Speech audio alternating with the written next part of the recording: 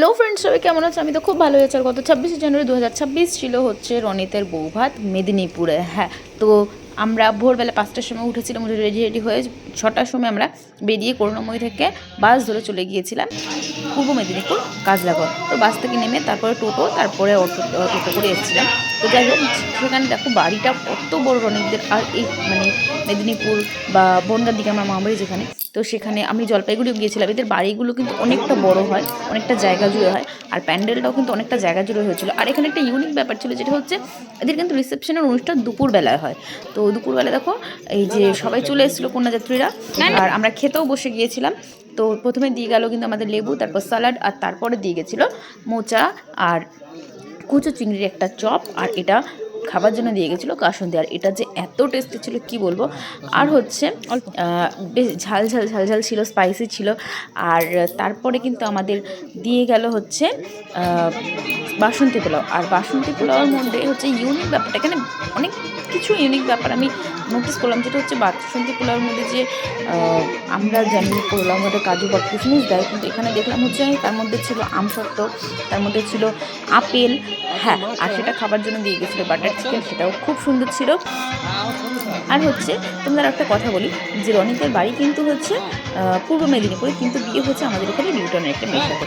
একটা মেয়ে নয়, মানে ওর গার্লফ্রেন্ডের সাথে। তো ওইখানে অফিসে জব করতো আমার হাজব্যান্ডের একসাথে।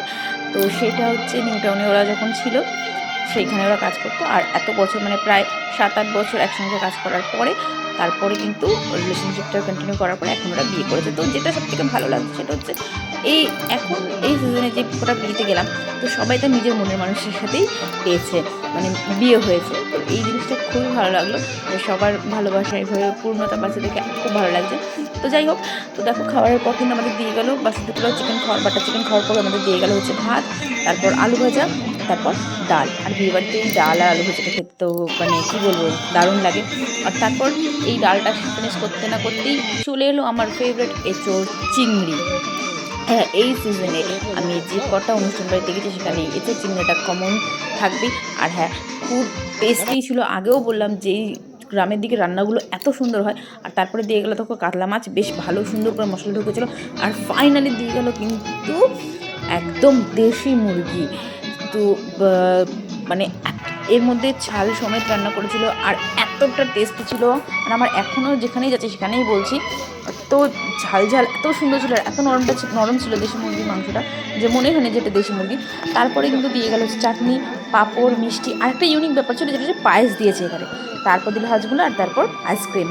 তো আমাদের কলকাতার দিকে কি হয়, জন্মদিন বা অন্নপ্রাশনে আমরা সাধারণত পায়েস দিয়ে থাকি, কিন্তু এখানে মেদিনীপুরে দেখলাম যে রিসেপশনেও পায়েস দিচ্ছে। এটা একদম অন্যরকম আলাদা একটা ফিলিংস হলো।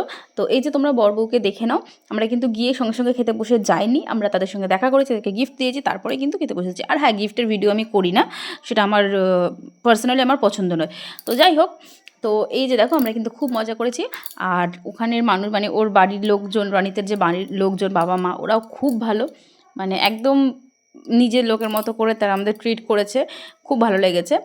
তো ওদের বাড়ির কাছেই দীঘা আছে, যদি কখনও আবার সুযোগ হয় দীঘা যাওয়ার তো অবশ্যই যাব। আর ভিডিওটা ভালো লাগলে লাইক কমেন্ট শেয়ার করে দিও। টাটা।